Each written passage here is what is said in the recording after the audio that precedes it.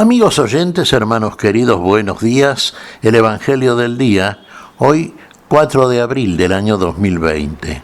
Aquí estamos Patricia y Miguel, este matrimonio cristiano, dispuestos a leer y comentar este Evangelio. Primero la lectura, Patricia. Lectura del Santo Evangelio según San Juan, capítulo 11, versículos del 45 al 57. Al ver que Jesús había resucitado a Lázaro, muchos de los judíos que habían ido a casa de María creyeron en él, pero otros fueron a ver a los fariseos y les contaron lo que Jesús había hecho. Los sumos sacerdotes y los fariseos convocaron en un consejo y dijeron: ¿qué hacemos? Porque este hombre realiza muchos signos. Si lo dejamos seguir así, todos creerán en él y los romanos vendrán y destruirán nuestro lugar santo y nuestra nación. Uno de ellos, llamado Caifás, que era sumo sacerdote ese año, les dijo: ustedes no comprenden nada. ¿No les parece preferible que un solo hombre muera por el pueblo y no que perezca la nación entera? No dijo eso por sí mismo, sino que profetizó como sumo sacerdote, que Jesús iba a morir por la nación, y no solamente por la nación, sino también para congregar en la unidad a los hijos de Dios que estaban dispersos. A partir de ese día, resolvieron que debían matar a Jesús. Por eso, él no se mostraba más en público entre los judíos, sino que fue a una región próxima al desierto, a una ciudad llamada Efraín, y allí permaneció con sus discípulos. Como se acercaba la Pascua de los judíos, mucha gente de la región había subido a Jerusalén para purificarse. Buscaban a Jesús y se decían unos a otros en el templo: ¿qué les parece? ¿Vendrá la fiesta o no? Los sumos sacerdotes y los fariseos habían dado orden de que si alguno conocía el lugar donde él se encontraba, lo hicieran saber para detenerlo. Palabra del Señor. Gloria a nuestro Señor Jesucristo.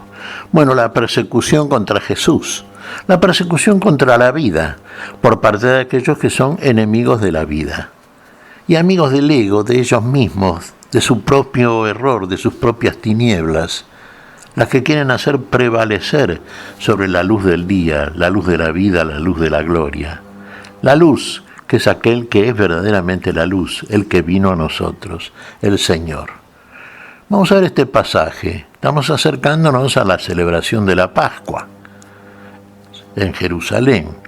Claro, recordemos que el Señor había resucitado a Lázaro. Y algunos judíos, se nos dice aquí en el relato, que habían ido a la casa de María, la hermana de Lázaro. Entonces se enteraron de lo que había hecho Jesús y se lo comunicaron después a los sacerdotes, a los fariseos. Jesús ya estaba en la mira de aquellos religiosos, envidiosos, que realmente veían en Jesús un peligro para su poder absolutamente temporal, exento de todo interés por el otro, de todo amor por el otro. Buscaban ellos su propia comodidad, su propio prestigio, su propio lugar de privilegio. Y eso es lo que cuidaban, no cuidaban al pueblo, no cuidaban al otro, no amaban al prójimo. Esa vida, esta historia.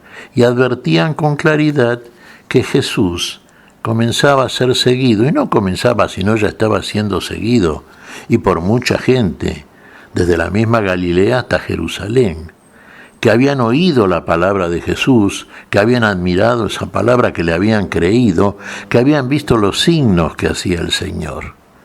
Y la conclusión de ellos era obvia, claro. ¿Qué decían?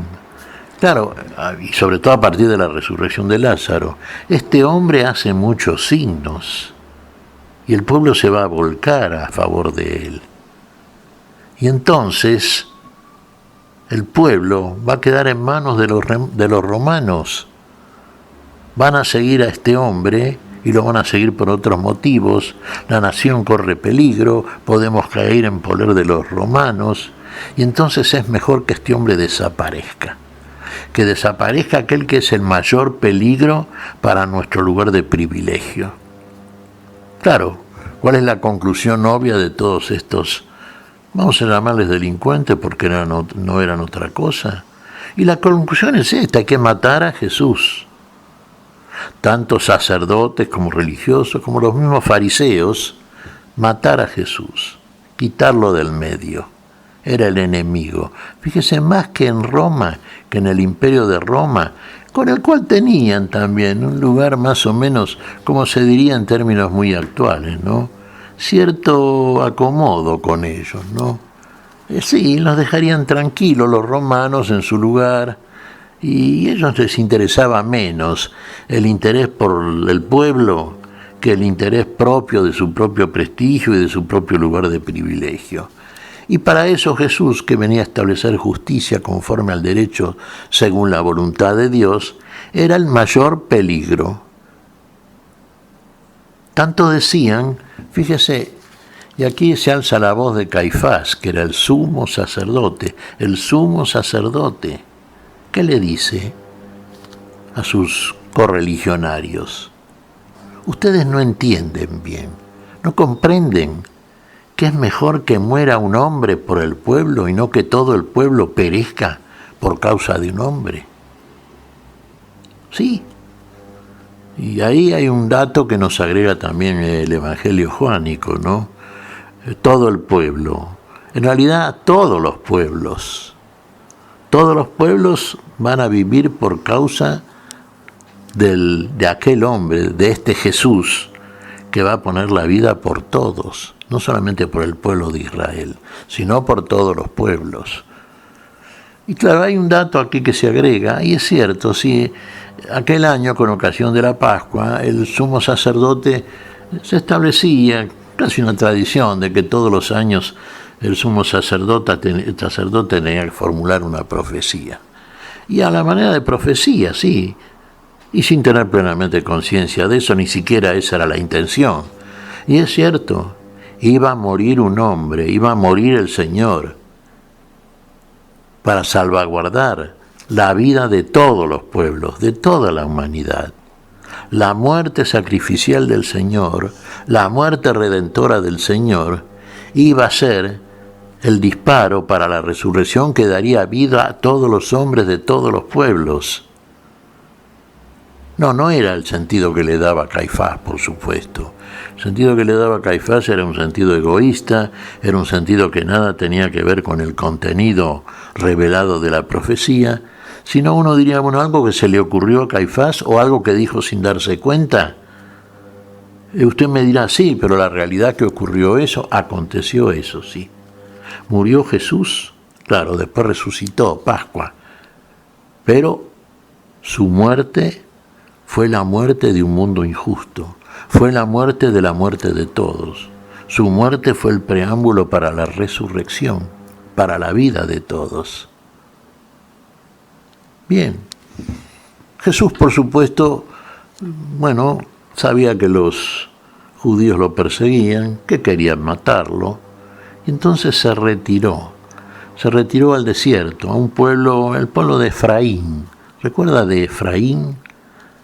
Era uno de los hermanos de José, Manasés y Efraín.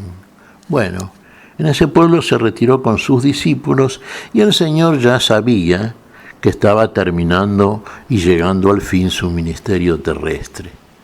El Señor iba a consumar la salvación y todo lo que había venido a hacer en Jerusalén en el día de la Pascua.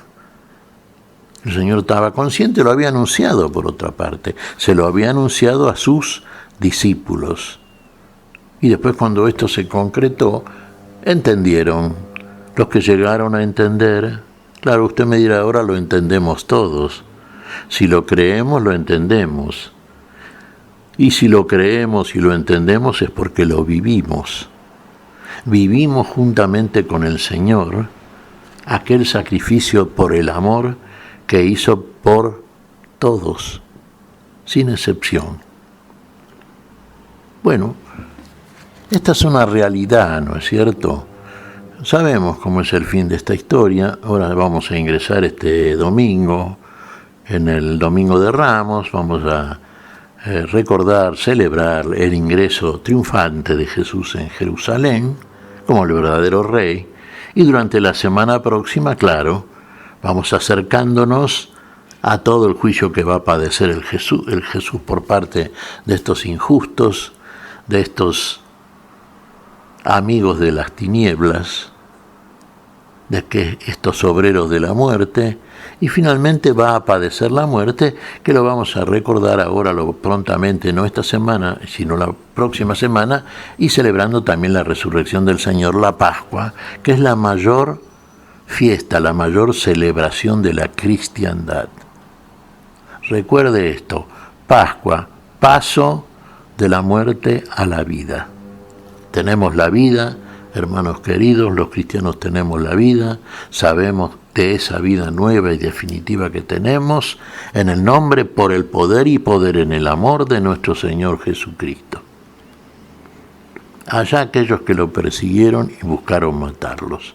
El juicio de Dios está sobre ellos y sobre todos aquellos que realmente pretenden de diversos modos y en muchas maneras, y actualmente lo podemos ver también a través de la injusticia de muchos hombres que están en puestos funcionarios importantes, que lo que cuidan no es el interés del otro y el interés de su prójimo, sino cuidan un propio prestigio mentiroso, engañoso, que ni siquiera finalmente les sirve a ellos mismos. Vamos a ver, ¿qué te parece, Patricia?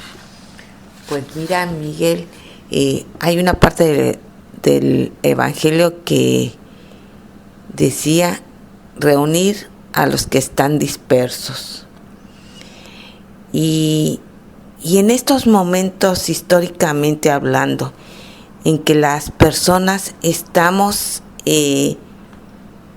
entre comillas, dispersos porque no podemos reunirnos para celebrar esta Semana Santa, ¿no será que nos toca ahora a nosotros reunir a los que están dispersos? ¿No será esa la misión que el Señor nos da?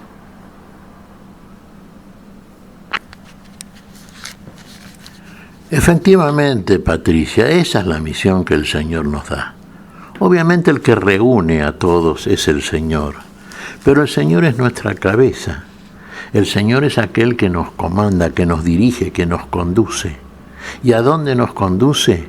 Y nos conduce a la vida en el amor, y del amor a todos, y por todos. Entonces, nosotros somos los encargados, conforme a lo que recibimos del Señor, la asignación que nos dio el Señor, a ser discípulos de todos los pueblos, enseñándoles a observar todas las cosas, el amor, para finalmente ser aquellos, la iglesia del Señor, todos aquellos que somos cuerpo, iglesia del Señor, que es nuestra cabeza, y el poder del amor en nosotros, para llevar a todos a la salvación que hizo el Señor por todos. ¿Qué te parece si agradecemos al Señor? Muy bien, Miguel. Te damos gracias, Padre Celestial, en el nombre santo de nuestro Señor Jesucristo. Te damos gracias, Padre, te pedimos perdón por nuestras faltas. Señor, pedimos tu bendición para este día. Señor, pedimos tu espíritu de amor, tu espíritu de vida, de salvación, tu espíritu de Pascua, Señor, en tu nombre santo. Lo hacemos por Jesucristo, Señor nuestro. Amén. Y amén.